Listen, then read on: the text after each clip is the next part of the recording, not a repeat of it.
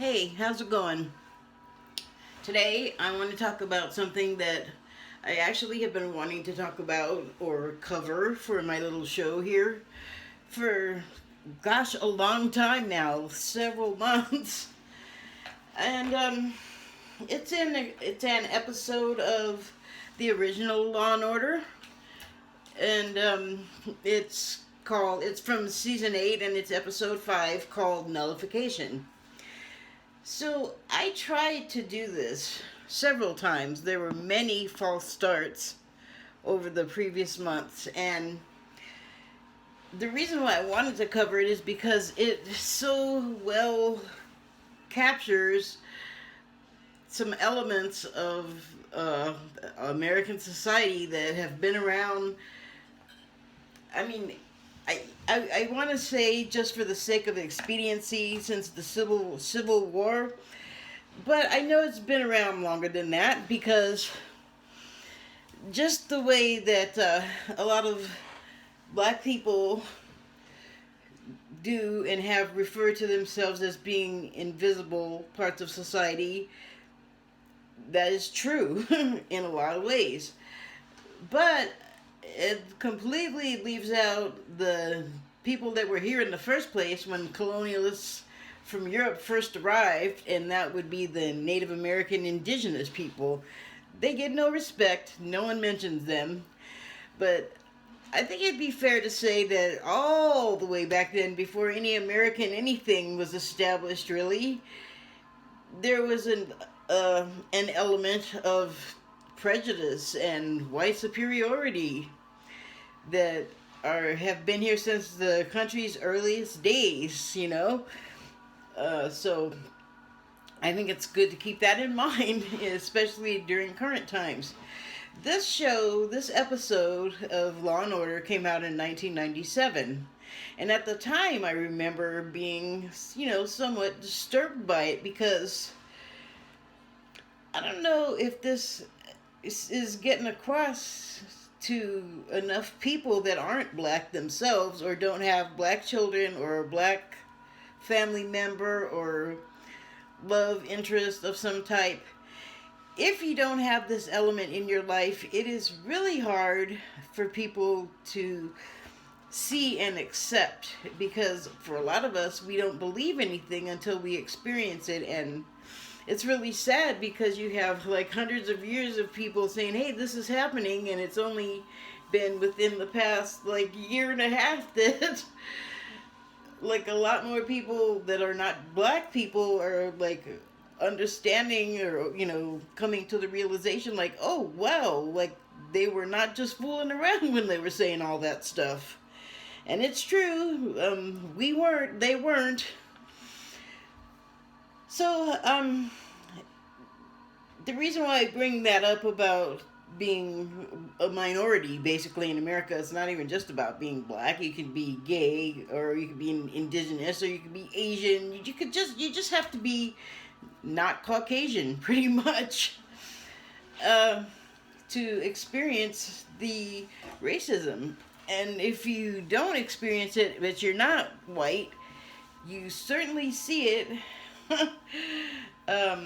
So you might have an inkling that it could, like, at any given moment suddenly turn in your direction. And what that causes in people is a feeling of terrorization. Like, because I could see how this show reflected actual true elements in our society, it was disturbing to me as a black person, as a woman. I mean, whatever else they can find wrong with someone that looks like me. They being the people that hate people that look different from them, or that, like I said, are not white. Like, evidently that alone is reason enough to hate you, kill you, like ruin your day, ruin your life, just cause,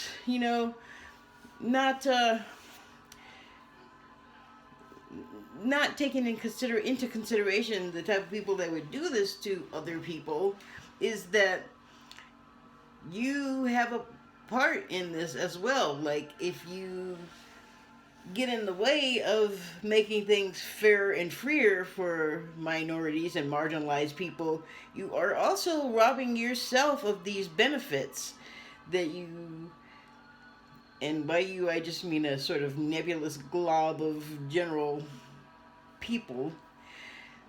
You will also benefit from these civil rights. If you get in the way of them, you're making it take longer for everybody else, because it's gonna happen. Change happens, and a lot of us that have been sitting around on the side at the bottom of the heap are tired of it, and we want equality, and we want to be not terrorized anymore, which is, you know, why there's a Black Lives Matter or a Black Panthers or a Rainbow Coalition. It's like all kind of grown up around, please stop killing us. Like, we don't like you either. We don't agree with you either, but we're not out to like murder you just if we happen to see you and there's no one around of authority who might object or stop you, or God forbid, if there were one, join in. So, sorry, little chunk of digression there, but back to the show, the Law and Order episode. What happens in the episode is, well, it starts off with an armored truck robbery, which is bizarre considering where it ends up going, because, well, I will just proceed and you can decide for yourself, but to me it just seems weird that these people would go the let's rob a truck route. An armored car. Okay, so that's how it opens, is an OTB site, off-track betting, horse betting, or dog betting, or I don't know, I guess like whatever betting, I don't know, I've never been to one. I just know it's OTB, off-track betting, so some kind of racing track. You know, whatever races on a track, I guess you can bet on it at these places. And you don't have to go all the way out to wherever the actual track is. Anyway, it's crowded fairly, or, you know, it's got a bunch of people in there, and the armored truck arrives, and then all of a sudden it's getting robbed, and there's people shooting and getting shot, and basically the robbers, like, shut up the whole inside of the place, and really the guards and the cargo money that they'd been carrying were all still outside. Like, all of this took place outside on the sidewalk before the guards could even make it inside the place, and still people inside the place got shut up, because these people that robbed the truck turn out to be I think a retired bailiff, court bailiff, a hardware store owner who is a hardware store owner, and basically their friend group, their peer group, and they are part of what's been called for all of my life the middle class, but I don't think that for all of my life that's actually been a thing, more than a concept, because as I've matured, I have seen what was the middle class always raised up as, like, you know, the heart and soul of America, the, what do you call the middle of the country? Well, whatever. I mean, it's just like apple pie and baseball, like the middle class, like, they're like the ones that always gets all the advertising. And in it, I mean, these people, like one of them, as I said, owns a hardware store. You know, another guy was a bailiff, and then I don't know, I can't remember exactly what else he ended up doing, if anything, and that's not really important. But Dennis O'Hare plays the former bailiff who ends up representing his fellows in court, and his fellows turn out to be, including Phil Christie, who is played by Dennis O'Hare. The character Phil Christie is part of a militia / gang that these people have put together called the Sons of Liberty, the New Sons of Liberty. And they have a manifesto, and they spout off, like, you know, sections of the Constitution where they feel like it's an apropos time to bring it up, and sometimes it just isn't, because it's kind of beside the point considering that they committed a robbery to finance their little operation. um, but what I guess drew the men together were evenings spent over like a kitchen table or whatever, drinking beers and just sort of bitching about, you know, the way their life is like going down the toilet basically, and it's the government's fault, and it's the fault of the rich people and the special interests, by who they mean multinational corporations and just wealthy donors. And they, not only in the show, are a thing, even back in 1997 were a thing, they still are now. It's like, it's gone beyond the point of illegal campaign donations, which is something else that this guy and his friends have found objection with, or object to. And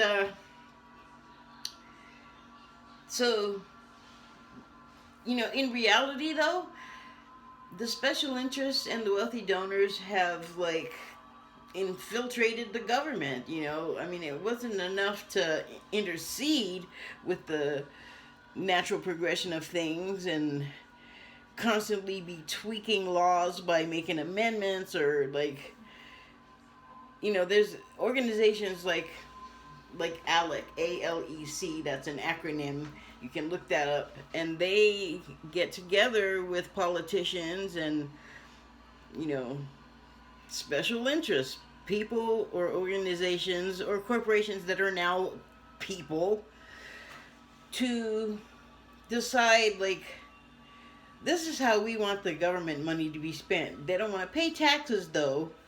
They want everybody to do what they want them to do, or the, you know, these moneyed interests want, like, everyone else to do what they want, so that things fall more so in their favor. Like, it's not enough that they're able to shirk paying taxes by hiding them offshore, or just, you know, work in the system so that companies like Amazon pay no taxes at all. Like, that is insane. They make so much money. I don't care who wants to shoot a rocket off somewhere. You're not doing it for the good of mankind if you're not paying taxes.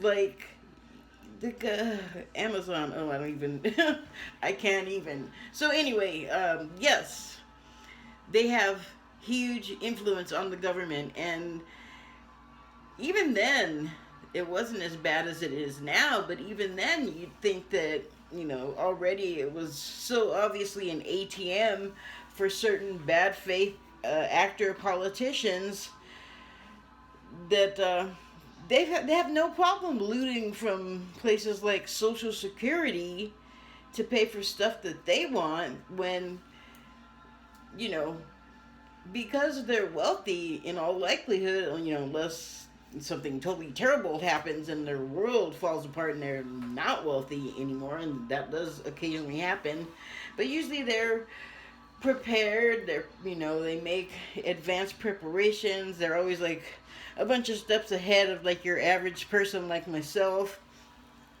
with as far as like, where's the economy gonna go, what's gonna be important to those people. And then they also have a huge hand to play. Well, this affects the middle class, obviously, and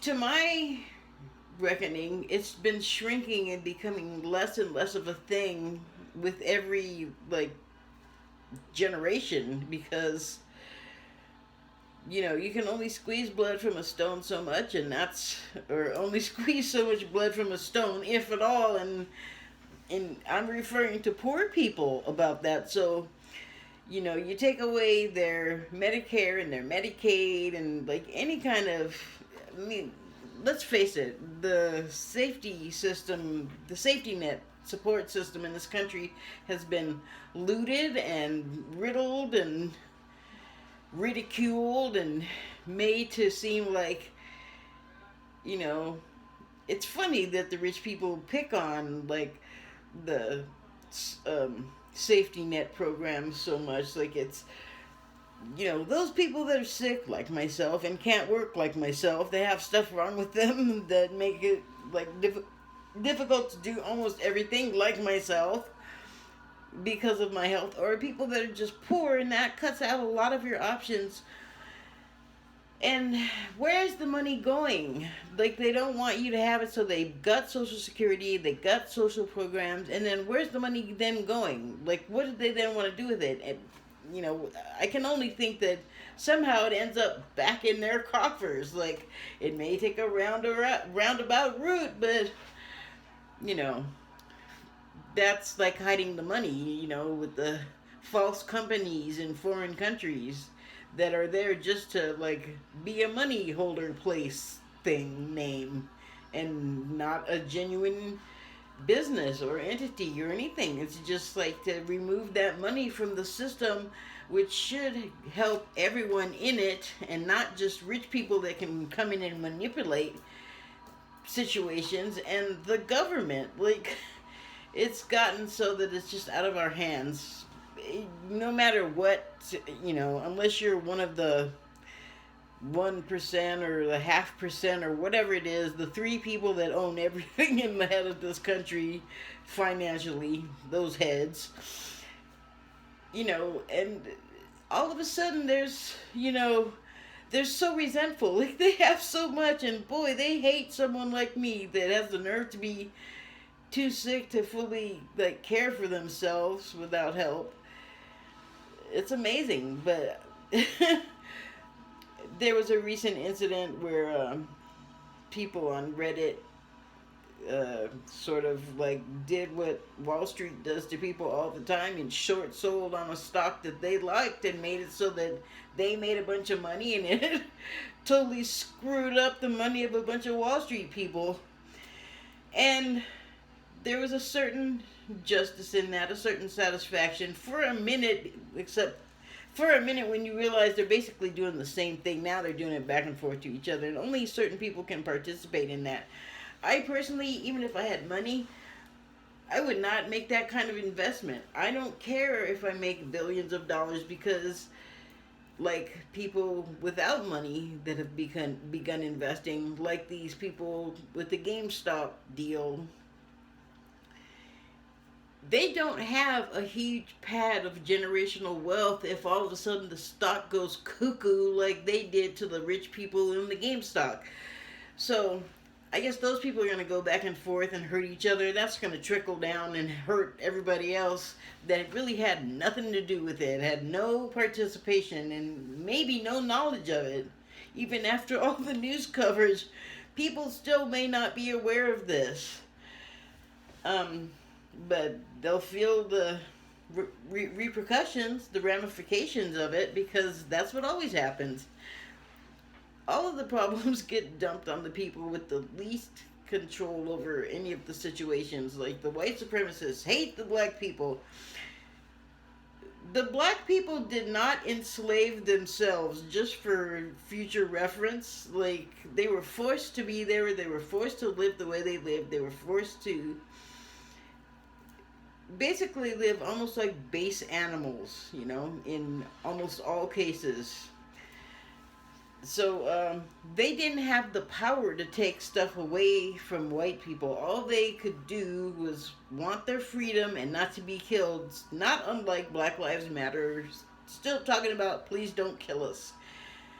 Because, when you're at the bottom of the totem pole, seems like everyone above you has no self-awareness and no idea.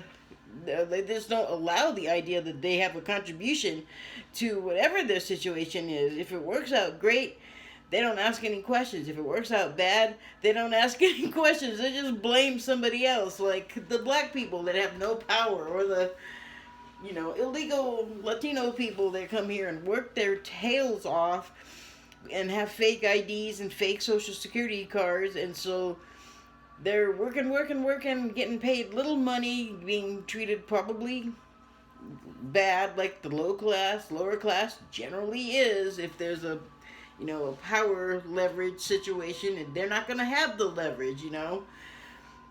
They know that they could be whisked away, deported, jailed at any time if they don't act right. Okay, so that's no way to live, and that is not those people having the power. In fact, they're making money for this country that they're not getting a tax return from. Their, their benefit is what they are paid. And if they're lucky, they get paid what they're told they're going to get paid. And if they're even luckier, they get paid like a decent wage. But I don't think that's what usually happens. So it's just kind of weird. I don't know if weird's the right word, but I'll just go with it. To watch the show and see these fictional people talking about stuff that actually, it mirrors real life. So they said, the show is so in alignment with reality then and now. And not all of it is actually, like, true to life that happens in the show. But another thing that struck me, along with like the class struggles and the misunderstandings between the classes and all the blaming and doing so with no self-awareness as to your own contribution to the situation, is that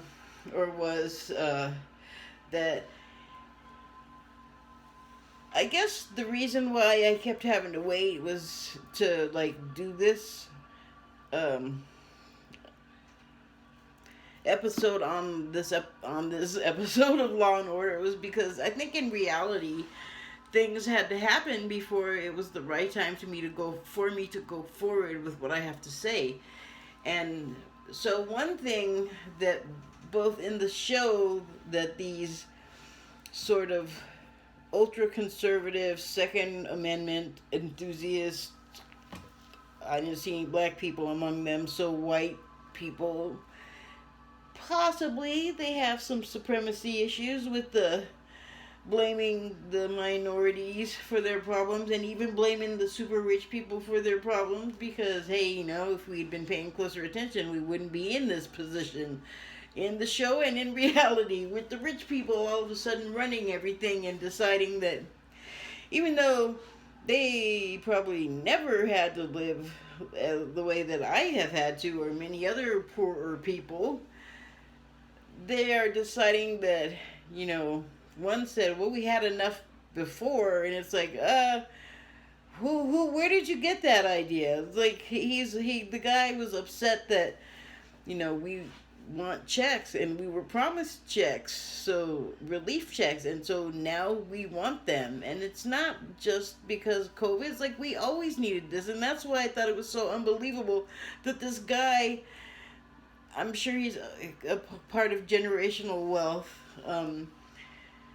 or if he wasn't ever super poor, or he has forgotten, I don't know, but he had the gall to say that, we had enough, or we have enough, like we don't need more. And I'm wondering, how would you know? You probably couldn't even conceive of what my life or any other poorer person, they probably have no concept of what it's like. But I got the distinct impression that there was a lot of like, it's your own fault, and you could, pull yourself up by your bootstraps. And that guy has no concept of what money goes to in my life, and what my needs are in my life, and what my priorities are with the money that I do get. That guy doesn't know what I don't have enough of and what I need. He has no clue. He never looked. He's just assuming, and that's not right, because policy gets made on these assumptions, and it's wrong. And that's why there's always poor people complaining about their condition, complaining about their straits in life, because there are so many people stacked above you that work the system and check out emotionally, so they don't like acknowledge that they're hurting the economy, the society, probably the person they share the bed with, because they already sound like a really unkind, head up your butt jerk. It's a symptom. I swear it's a symptom in the society. Like, I feel like so many people have the head up their butt, and it's... I mean, think about it. You have your head up your butt, you can't see. I was gonna say you can't see shit, but that's all you can see with your head up your butt. You can't hear shit, but all you can hear is shit. And, I mean, shoot, move. Replace shit with you can't see anything, you can't hear anything.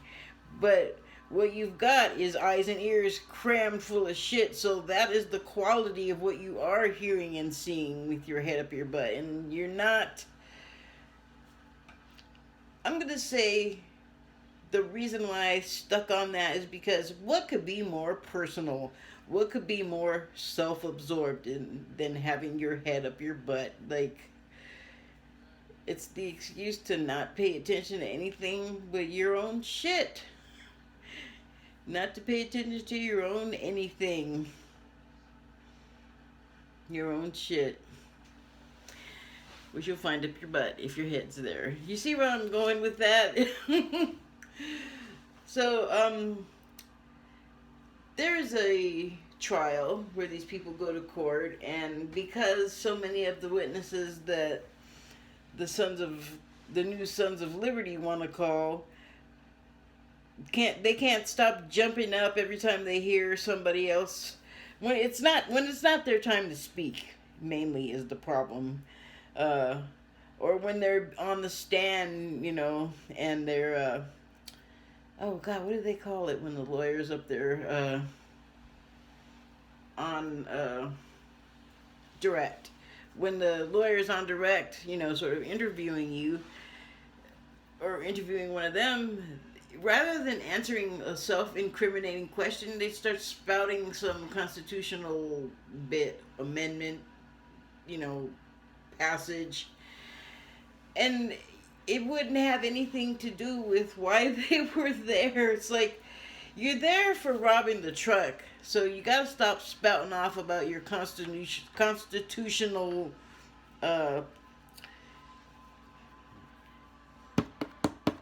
peeves. Your little pet peeves with the Constitution and the way society is not working for you. Well, we have already ways to deal with that. Systems already all mapped out. You can vote, you can protest, you can become a politician, you can volunteer in a myriad of things. You could volunteer to do myriad of things within politics, and any number of them or any one of them could change the situation for yourself and for a lot of other people if you actually care about what happens to other people. Which leads me to another digression. I guess this is all digression really, but just to sort of leave the subject of the radicals and the people that are having a war with everybody else, but nobody else knows that there's a war happening, which is kind of exactly what's been happening, like, for instance, on January 6th at the Capitol, where there was actually at least one guy. I for sure saw one guy on camera busting down a door inside the building, hollering about, everybody in this country knows there's a war. Well, no, dork. First of all, you Trump people lost. There's like as many of you plus that voted against what you want. So no, not everybody is in a war with you or at all. Like, most of us don't want to be in a war, especially people that want to do like a civil war thing. Like, that does not appeal to me. That is kind of scary. I do not want to go back to anything. I don't want to go backward. And so, yeah, this is what I was watching. I don't know why I keep doing it, except to just kind of have an idea of what he says, because a lot of people listen to him. He has influence still, although God knows why. I don't think he should. Bill Maher, the guy that whines now that he can't make a joke anymore because he can't make jokes at anybody's expense anymore. he's supposed to be a smart guy. I know he went to university. I know that he can be intelligent, but he's gotten so conservative, and it's a like one person or a first world problems that guy has. So you can't make fun of other people, and he complains about that. But it's not funny, you know. They were complaining about progressives being sensitive, and you know, especially the younger people, like they really have a problem with them, but they don't understand that they're the dinosaurs, that things are changing. So you can whine and complain, but here's the first world problem that Bill Maher was having. He had to wait 3 years to get permits to run his solar panel shed. Do you know who can relate to that? Not a whole lot of us, you dipwit. You sound like a head up your ass rich person. So, it's all relative though. I mean, really, everyone's got problems, and likely they're related to your finances in some way or another. So, rich or poor, everyone's got problems. It's all relative. It's just that, do your problems destroy, do your like financial difficulties in life destroy your life or the lives of other people? When you're rich, they tend to destroy the lives of other people because those people kind of only really care about themselves or their interests. And that harms the people below them. And that's like how capitalism works. Like, there can't be successful capitalism without someone being paid less than their worth, doing more work than they're being paid their worth for, living in bad housing, like bad cheap materials, like no insulation or lead or black mold, or you know, on and on and on. You don't have to look far if you want to know the complaints of housing, and you don't have to be poor to know the complaints of housing, because that's another racket. Real estate. What is it with with wealthy real estate people like Robert Durst? Woo! Donald Trump, woo! And then there's others. So, I mean, you get the idea. It's like, there's like money in the hands of the worst possible people because they just dump on everyone below them. But that's the system. That's the way it works. Like, without some poor people running around under the thumb, doing all the crap jobs, nothing will work properly. Like, we have this pandemic happening right now, and you'd think, I mean, for me, it was immediately clear that it's an opportunity to see how, if you dismantle the parts of the machine, of the societal machine, if you take away this part and that part and this part and that part, it stops working properly. So COVID's kind of taking care of that. It's like removing bits and pieces like a human Jenga, and I guess it's just going to take everybody to get sick or get sick of the treatment, because now the capitalism has gone so crazy that because of the previous president, PPE is hard to get a hold of. Vaccines, we don't know how many there are, how to distribute what there is. I mean, the guy really did everything he could to just take the legs out of the democracy. I'm sorry, I know I always repeat myself a lot. It is because I have fake teeth. It's like having something in your mouth. It is. So, that's why sometimes I am not enunciating clearly, and that's why I repeat myself so that I can be clear. Okay. So, did I get all my points? We got these dissatisfied suburban militia people who are always afraid that these people or those people are going to come in and take their jobs, take their women, take their niceness out of their area, their neighborhood, and they have to have a million guns and tons of ammunition to feel safe from these people that in reality are not attacking them. In fact, what they are doing is probably more harmful. Like, just the way they live their life is more harmful to the people they claim they fear so much. And so they've gotten themselves whipped up, and like I said, the element's always been there. This bunch that just attacked the Capitol, this was a much more directed strike of, like, drones, human drones. Like, you could see them get there, and most of them, if they weren't, like, completely giving in to their anger and taking out their ills on, like, the poor police that were getting beat up with American flags, like American flags on poles. That's what they were beating them to death with, and or one of them to death, and it was just very difficult to watch.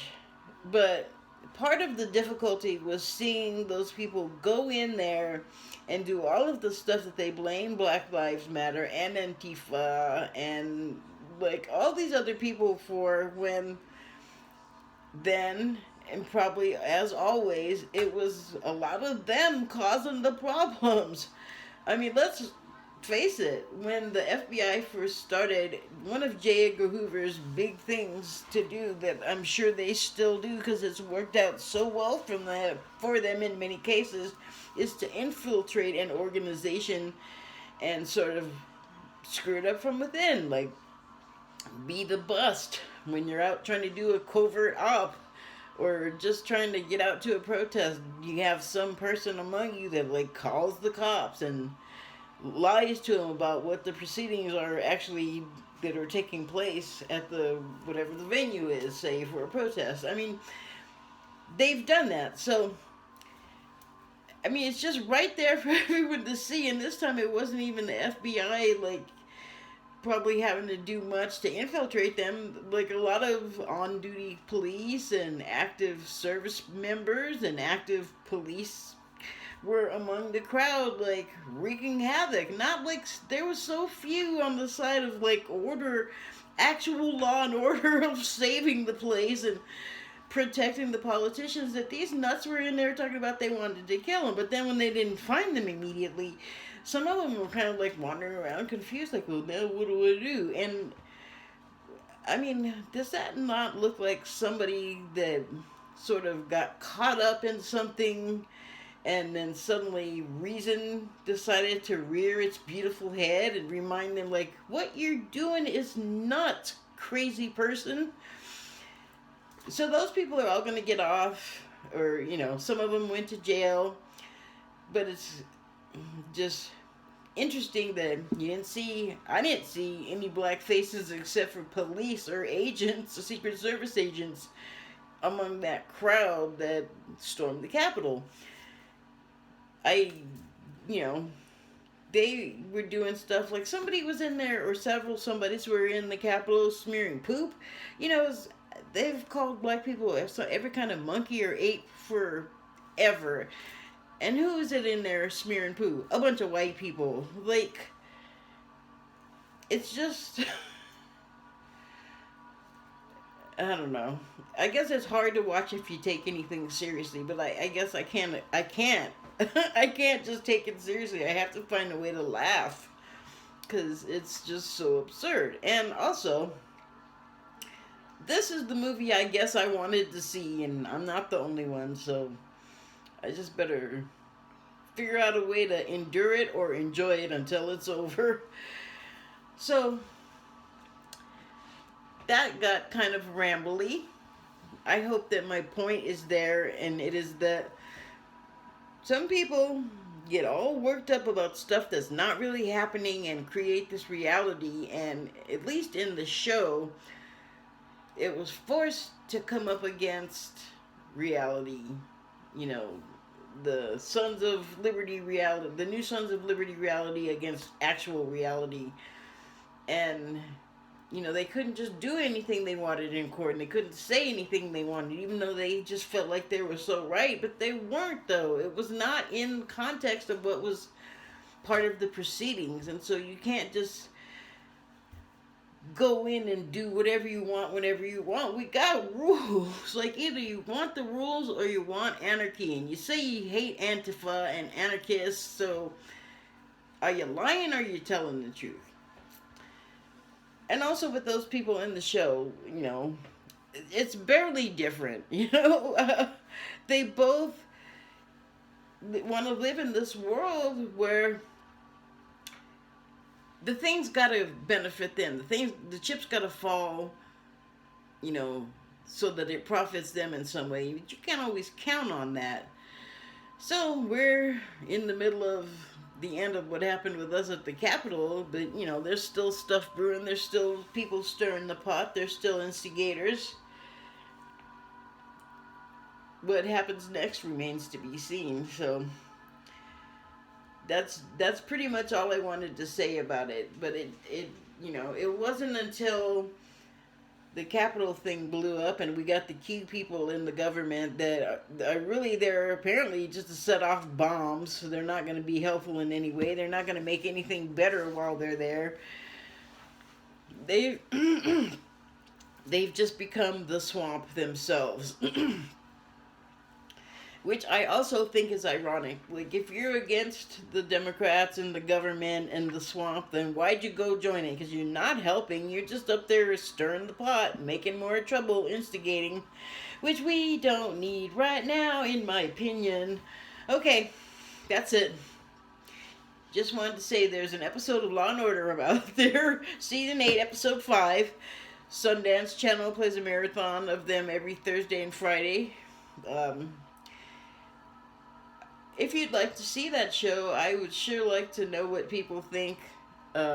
What's their opinion about the show, sort of alongside reality? Like what is your feeling about it? I guess that's it. Thank you and good night.